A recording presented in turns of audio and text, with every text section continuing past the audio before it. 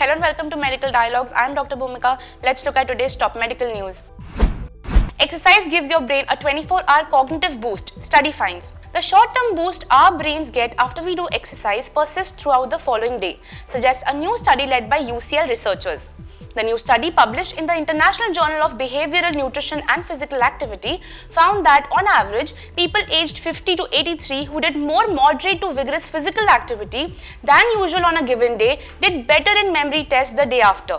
Less time spent sitting and 6 hours or more of sleep were also linked to better scores in memory tests the next day.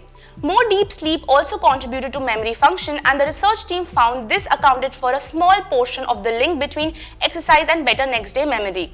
The research team looked at data from 76 men and women who were activity trackers for 8 days and took cognitive tests each day. In the short term, exercises increases blood flow to the brain and stimulates the release of neurotransmitters such as norepinephrine and dopamine, which help a range of cognitive functions. These neurochemical changes are understood to last up to a few hours after exercise. However, the researchers noted that other brain states linked to exercise were more long-lasting. For instance, evidence suggests exercise can enhance mood for up to 24 hours. Researchers unveil missing link between brain and body inflammatory signals inside the skull. New research from the Institute of Psychiatry, Psychology and Neuroscience at King's College London provides valuable insights into the brain-body immune connection, identifying key communication hubs in the dural sinuses and skull bone marrow at the back of the head.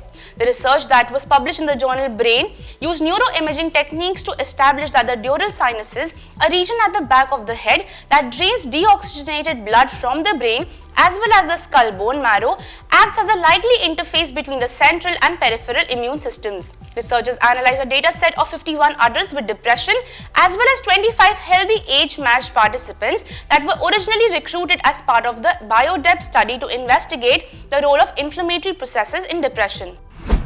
Fatty liver disease comes in two forms, Researchers at Karolinska Institute and the University of Gothenburg have identified two types of metabolic associated fatty liver disease, a liver-specific type and a systemic type that affects other organs and tissues. The discovery could lead to improved diagnosis and treatment of this growing patient group. Two studies are published back-to-back in the Nature Medicine. Metabolic dysfunction associated with steatotic liver disease is characterized by an excessive accumulation of fat in the liver, which can lead to severe liver damage such as cirrhosis and liver cancer. Metabolic dysfunction associated steatotic liver disease is caused by overweight and obesity, and it is a major and growing burden globally. We discovered that there are at least two types of steatotic liver disease with different clinical trajectories, says Stefano Romeo, professor at the Department of Medicine, Hudinge Karolinska Institute, who led the study. One is more aggressive and mainly affects the liver, while the other is entwined in the cardiorenal metabolic syndrome. Why atherosclerotic plaques are more dangerous in type 2 diabetes. Researchers at Lund University Diabetes Center have led a study that has mapped out differences in the atherosclerotic process in people who have type 2 diabetes and in people who do not have the disease. The study has now been published in Nature Communications. A stroke or heart attack often leads to reduced quality of life and, in the worst case scenario, death. Since we know that people with type 2 diabetes have a higher risk of being affected, we set particularly ambitious treatment goals for patients with atherosclerosis and type 2 diabetes. Current treatment options mainly target risk factors such as blood lipids, blood pressure and lifestyle, regardless of whether the person has diabetes or not.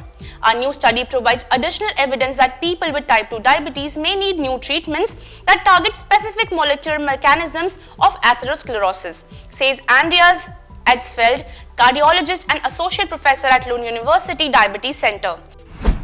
Thank you for watching Medical Dialogue. Stay tuned for more such updates. Never miss a medical update from Medical Dialogues.